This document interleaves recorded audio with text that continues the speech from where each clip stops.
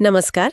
आज हम एक ऐसे विषय पर थोड़ी गहराई से बात करने वाले हैं जिस पर अक्सर खामोशी सी रहती है, मृत्यु। हाँ, बिल्कुल।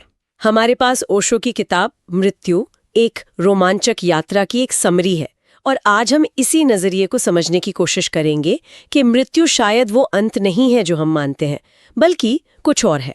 बिल्कुल, क्योंकि आमतौर पर तो इसे डर और दुख से ही जोड़ा जाता है ना। हाँ, वही। और ओशो इसी सोच को, इसी डर को चुनौती देते हैं।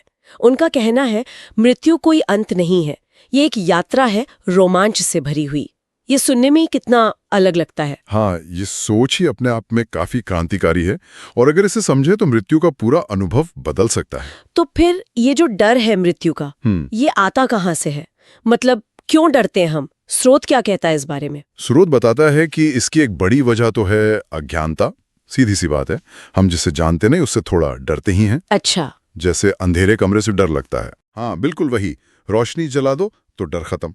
मृत्यु का डर भी कुछ वैसा ही है, अज्ञान के अंधेरे से आता है। दूसरा कारण है हमारा अहम, जिसे हम ईगो कहते हैं। अहम मतलब मैं। हाँ, हमारा वो मैं का भाव। हमें लगता है कि मृत्यु में ये मैं मिट जाएगा और ये जो पहचान है ना हमारी, इससे में बड़ा मोह होता है, इसी से डर लगता है। और तीसरा समाज भी तो है। बचपन से ही सिखाया जाता है कि देखो, मृत्यु बुरी चीज है, दुखद है। तो अज्ञानता, अपने मैं के मिटने का डर और समाज की सीख, ये समझ आता है। लेकिन ओशो सिर्फ कारण नहीं बताते, वो एक बिल्कुल अलग ही तस्वीर दिखाते हैं, माँ। क्या तर्क है उनका? उनका मूल तर्क ये है कि मृत्यु जीवन का अंत है ही नहीं, ये तो उसका एक स्वाभाविक हिस्सा है। जैसे दिन के बाद रात आती है। दिन के बाद रात, ठीक है। और यहाँ सबसे जरूरी बात यह है कि मृत्यु सिर्फ शरीर का अंत है, चेतना का या जिसे हम आत्मा कहें उसका नहीं। अच्छा। हाँ, स्रोत में एक उदाहरण है। जैसे हम पुराने कपड़े बदलते हैं और नए पहन लेते हैं, आत्मा के लिए शरीर वैसा ही है। ओशो तो इसे एक नए शरीर का आमंत्रण कहते हैं। नए शरीर का आमंत्रण, वाह। इसीलिए वो कहते हैं कि मृत्यु जो है ना, वो सबसे बड़ा झूठ है, क्योंकि जो असल चीज है वो आत्मा, वो तो अमर है। जैसे जैसे दिए की लौ बुझ जाती है पर आग तो रहती है कहीं ना कहीं। बिल्कुल सही पकड़ा आपने, वही बात है। ये दिलचस्प है। तो क्या क्या हमारे जीने के तरीके का इस मरने के अनुभव से कोई सीधा कनेक्शन है? हाँ, निश्चित तौर पर।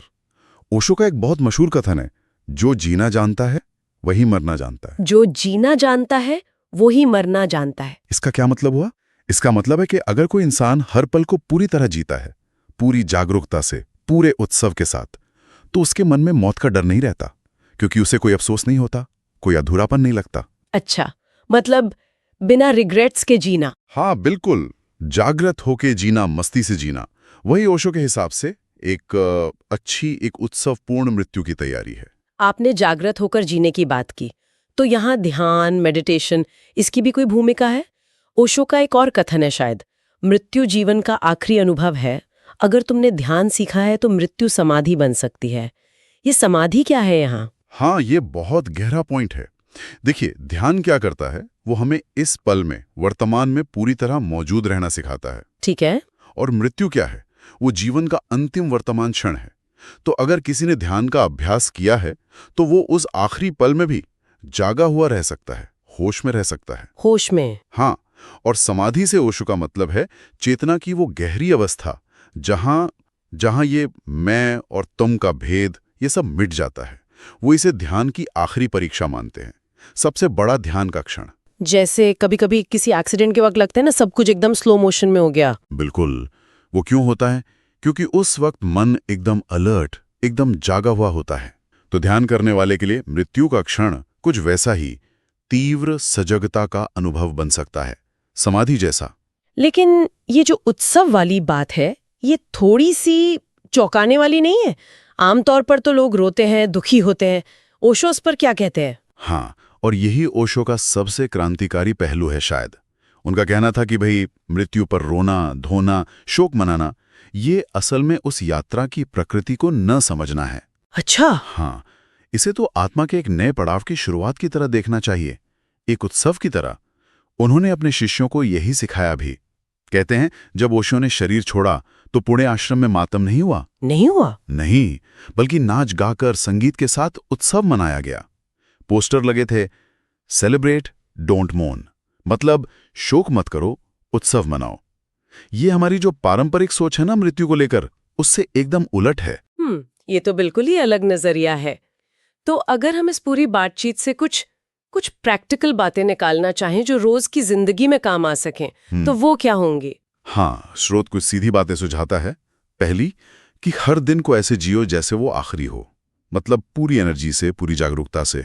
हर दिन को आखिरी समझकर, ठीक है। दूसरा, ध्यान का अभ्यास करो। इससे वो जो अनजाना डर है ना मौत का, वो कम होता है। तीसरा, जीवन में प्यार और मौन, शांति, इनको जगह दो। चौथा, अपने जीवन को अधूरा मत छोड़ो। जो करना है कहो, उसे पूरा करो। अधूरे काम, अधूरी इच्छाएं, ये मृत्यु को भारी बना सकती हैं। अधूरे काम। और पांचवा, मृत्यु के बारे में सोचो, उससे भागो मत, उस पर विचार करो, ताकि उसके लिए एक सहजता आ सके मन में, एक स्वीकृति बन सके। बहुत बढ़िया। तो संक्षेप में कहें तो ओशो का ये नजरिया हमें मौत के डर से निकालकर जिंदगी को ज्यादा गहराई से, ज्यादा उत्सव से और ज्यादा होश के साथ जीने का रास्ता दिखाता है। हाँ, ये हमें जीवन और मृत्यु दोनों को एक बिल्कुल नई रोशनी में देखने का मौका देता है। हाँ, और इसी विचार के साथ हम आज की ये बातचीत यहीं खत्म करते हैं। सुनने वालों के लिए एक सवाल छोड़ जाते हैं जो स्रोत में भी है। क्या मृत्यु सच में उतनी डरावनी है, या ये सिर्फ एक वहम है, एक भ्रम है जिसे हमने खुद ही पाल रखा है? इस पर जरूर सोचिएगा।